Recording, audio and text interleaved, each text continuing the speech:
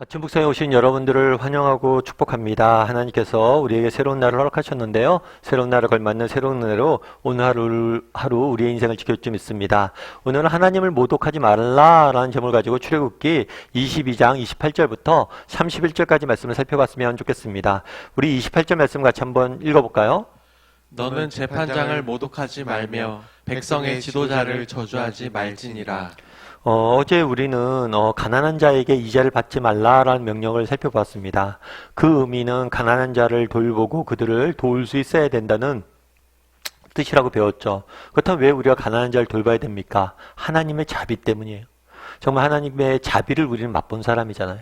하나님의 자비와 은혜로 오늘 우리가 이렇게 살아가는 거잖아요.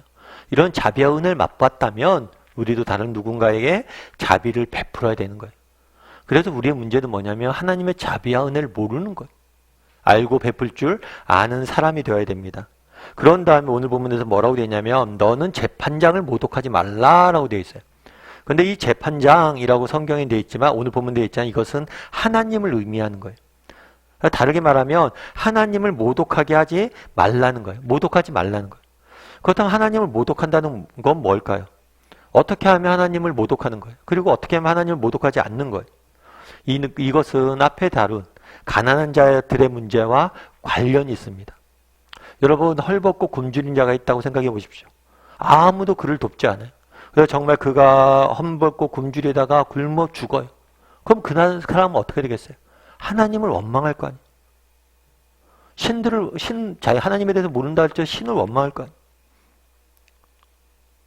따라서 이들을 도와 그들이 하나님을 원망하지 말라라고 하는 거예요. 다르게 말하면 우리가 다른 누군가를 돕지 않잖아요. 정말 굶주리고 굶어 죽는 사람들 돕지 않는다면 그것은 우리가 하나님을 모독하는 일이에요. 그래서 가난한 자들에 대해서 보다 적극적으로 도우라고 이야기하는 거죠. 왜 그게 하나님을 모독하는 일이에요? 그들이 하나님을 원망할 것이기 때문에. 그래서 우리는 하나님의 이름을 위해서 그들의 영혼을 위해서 사람들을 돌보라고 섬기라고 하나님은 말씀하시는 거예요. 그래서 이 섬김은 단순히 해도 되고 안 해도 되는 문제가 아니에요.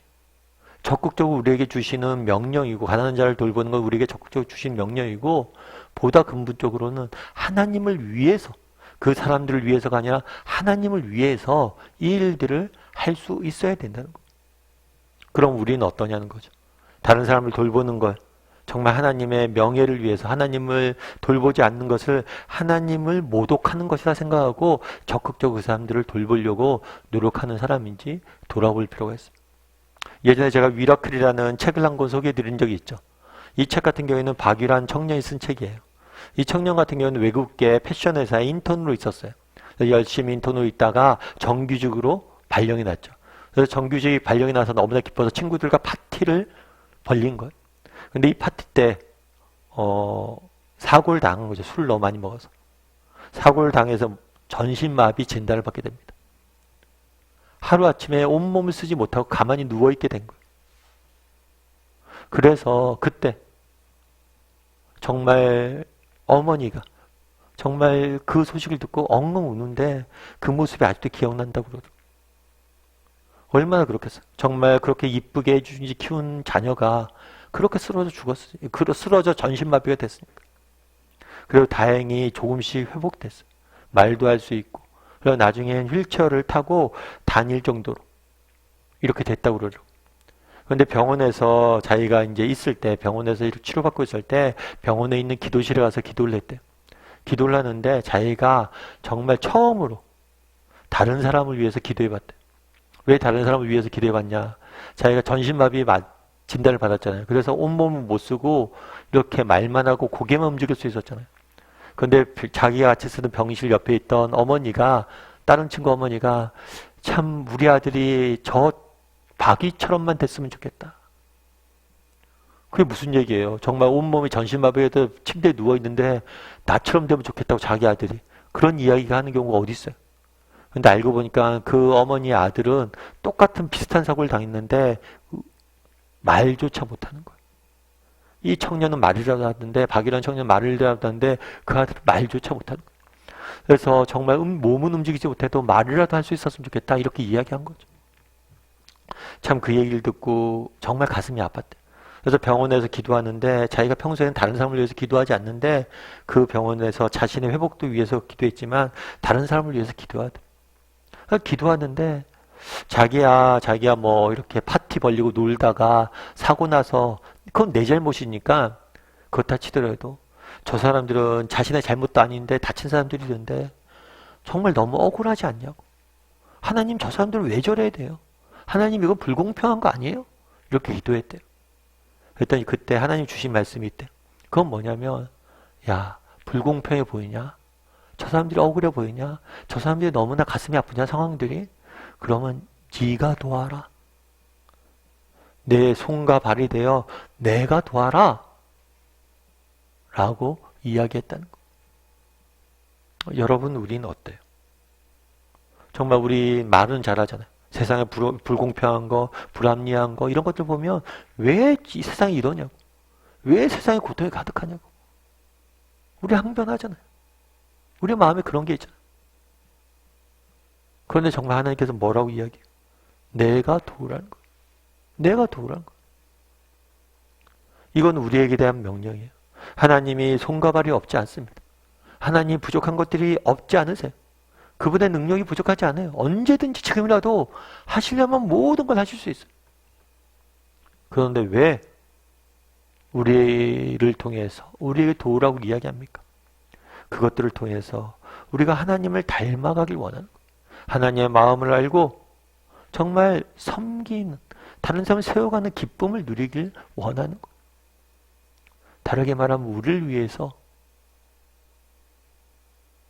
그것들을 원하시는 거예요. 앞서 박이란 청년을 이야기했죠. 그 청년이 이제 낳은 다음에 한 번은 어떤 목사님한테 전화를 받았대. 근데 이 목사님이 전화한 이유는 뭐냐면 목사님 아들도 이 청년과 똑같은 형편에 있는 거예요.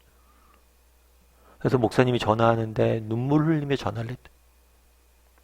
그래서 참 그런 생각이 들 때, 아, 우리 목사님들은 이렇게 믿음도 좋고 그래서 이렇게 흔들리지 않겠다 싶었는데 정말 자녀의 그런 상황들 앞에서 무너질 수밖에 없는 게 아버지잖아. 그래서 이 청년이 그 목사님과 통화를 한 다음에 무슨 생각이 들었냐면, 아, 그 목사님 집에 가서 그 아들을 봐야겠다. 그래서 지방에 있는데 내려간 거예요. 내려가서 그 아들을 보고 위로하고 힘을 줬다고 그러더라고요. 정말 그 형편에 있는 사람들 누가 위로할 수 있어요? 자기니까 위로할 수 있는 거잖아.